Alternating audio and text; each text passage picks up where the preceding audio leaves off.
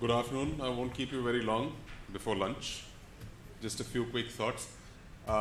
Just by way of introduction, I head a consulting firm called Third Eyesight. We work with retailers, brands, manufacturers, trade associations, agri companies. So it's a wide diversity of clients that we work with. And I'd just like to get a quick sense of the room. So all those who are retailers in this room, can you please raise your hand? Anyone? There's nobody on retail. This session was supposed to be FD in retail, and so obviously that audience is missing. How many manufacturers, producers? Okay, quite a number. How many people from agricultural produce background? A few. Okay, so it's predominantly, and trade associations. Anybody from trade associations, apart from the gentleman right here? Okay, couple of them. So it's mostly manufacturers. So I'll just take just a few minutes to share a few thoughts with you on this sector.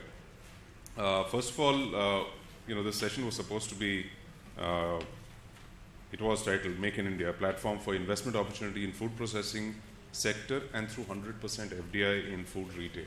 Now, as we all know, whoever's been following the news, there's all this buzz around FDI into retail being allowed, not only for physical retail, but also for e-commerce companies. And there are two very strong sets of drivers. One is, on one end is the likes of Walmart and Tesco and people who want to actually set up food retail. And, food is the largest consumption in our basket of consumer products. So they obviously want to tap into that demand.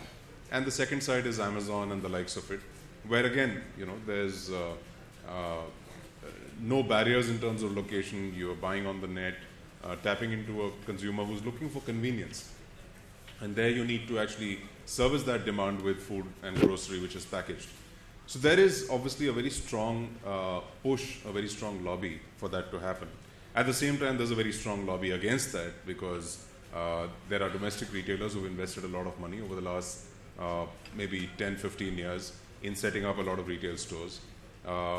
In the recent years, there have been a few e-commerce companies that have come up as well with domestic and foreign capital. So there is this conflict.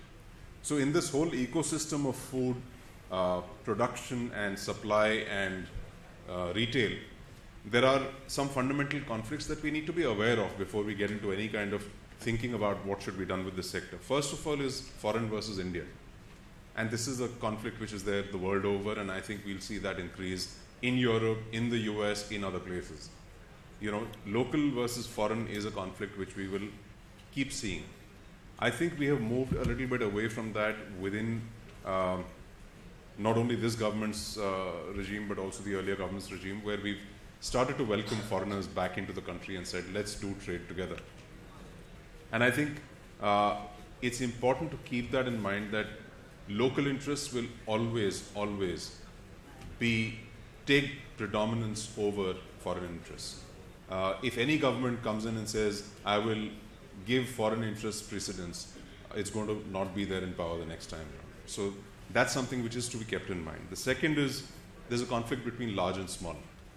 Large retailers versus small retailers. A Reliance had to close shops in Uttar Pradesh, had to close shops in Kerala because they opened and they were impacting small retailers. So it's not just about Walmart impacting small retailers. It's also about the large Indian companies impacting smaller companies.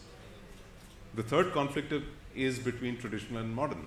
And this is happening again, even in farming, where there are predominantly Indian farmers tend to follow traditional practices, their fragmented land holdings.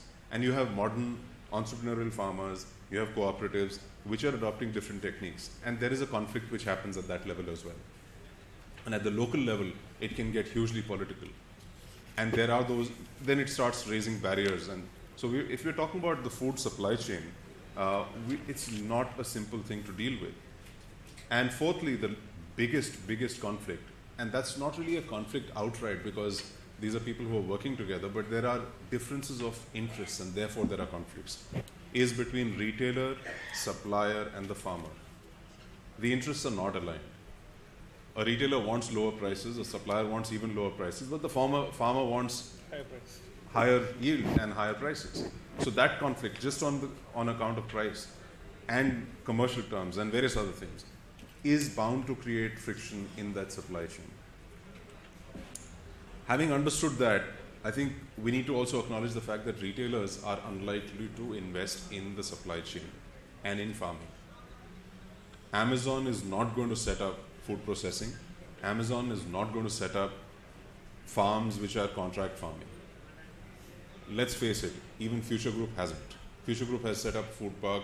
Future Group has taken over companies which are food production companies. But Future Group has not set up ground up contract farming. They've tried, but it's not their core competence. It's not even their core interest. Reliance has done a little bit of things. ITC has done a few things, but it's not something which is fundamentally their business. They're retailers. That's what drives them. So what they can do is they can create an ecosystem. So let's take the example of McDonald's or a Pizza Hut or say a Domino's. These are foreign quick service restaurants which have come into the country. A McDonald's had to actually build its supply chain from scratch to get the potato fries, to get the burgers done, to get the patties done. And they created an ecosystem. In some cases, they invested also, co-invested with Indian partners, but in most cases, they encouraged Indian partners to talk to their partners from Europe, US, etc., etc. When we talk about people like Future Group has done a lot in being a platform for Indian companies to come on board, and sometimes international companies as well. If you take Food Hall, for instance, international suppliers to come on board as well. And they're a platform for them to launch and grow their business. So what the retailer can do is create the ecosystem, create the demand pipeline. Beyond that, it is up to the food producer, it is up to the farmer to take that opportunity and move on. It's not for the retailer to handhold from scratch all the way to selling on the shelves. In terms of the practices that we need to adopt, I'd like to say this, that we keep talking about international standards. Food is a very local thing, and while we may be going into a world where 50 years down the line all of us will be having a white grey powder which has no flavor, and that's what the future of food is. I don't know, I hope not. The fact is that food is a very local thing because of tastes, because of cultures, because of the environment that you're in. And we are actually losing a lot. People who are here from farming, if you look back, not even very far, maybe 20, 25 years, certainly if you look back 50 years, what was being farmed, we've lost probably 30, 40% of that produce because there's no demand. Because it is difficult to grow, because it's seasonal, because it is difficult to process, difficult to sell. And if you go to the Sabziwala today versus if you went to the Sabziwala 10 years ago, you'll find that the variety of produce has actually diminished. So while we're talking about food processing, what is happening is, and I'd like to mention this, sometimes we come to conferences like this and we run our businesses, we run with a split personality. We do what is convenient for the business. We do what is good for the business in terms of cost, in terms of, ease of processing, in terms of ease of selling, etc., etc. When it comes to us as consumers, we want fresh, we want variety, we want flavor, we want color, we want all of it. Why do we have this split personality? Why can't we actually combine the two and do what is right for us as consumers, our children as consumers, the environment in the future as well? Sustainability should be a big driver, and we forget that. The kind of food processing which is going on right now, by and large, the kind of plants which are being put up, are based on technology which was developed in North America and Europe between 1900 and say 1960-70. That's been the most wasteful part of the last century in terms of energy, in terms of water, in terms of labor, in terms of anything. It's resource intensive. Now imagine even if 20% of India, 200 odd million people, started to live and depend on that kind of a lifestyle and that kind of an industrial structure, this country will be finished, certainly the world would be finished. We can't do that. So we've got to do stuff which is, which is good for us as consumers, the environment as a whole, and good for the business. It can't just be one. We can't be unidimensional in our thinking. Last point, I think diversity is a very, very important part of the food supply chain. And diversity means that there are many. We tend to look at large companies as being the standard and therefore large being good. But the fact is that if you take food, which is an integral part, you can not live without air, you can live without food and water for a few days. You can't survive. You can live without clothes for your entire life. Okay. If, let's say, the food supply chain and the food, even the processing and everything else, the acquisition, the agriculture, if it gets consolidated beyond a certain point, it becomes extremely vulnerable. So anybody who's, looked at financial services, risk management, or any kind of, risk assessment kind of thing, you would know that it is good to have a diversified basket.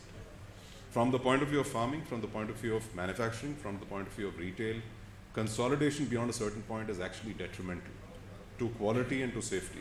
So if we're looking at food safety, if we're looking at sustainability, we need to actually encourage many entrepreneurs, many small businesses. And for that, I think, I don't know if anybody is there from the government sitting in this audience, but Make in India will only happen if we make it easier. Today, all of us who are in business know that India is one of the most hostile environments to do business of any sort. It doesn't matter whether you're manufacturing, whether you're a truck driver, whether you're running a consulting business. With all the regulation, we don't lack regulation, we have too much regulation. We don't have an environment where it is easy to do business. If that can happen, we will find that we will have an extremely diverse and vibrant ecosystem which will grow, and we can actually be the standard, the international standard, which can be followed by everybody else. And I think what we should do is try and get the government to move towards that direction. And if we can do that, if that's one outcome we can achieve out of this conference, I'll be really happy. Thank you so much.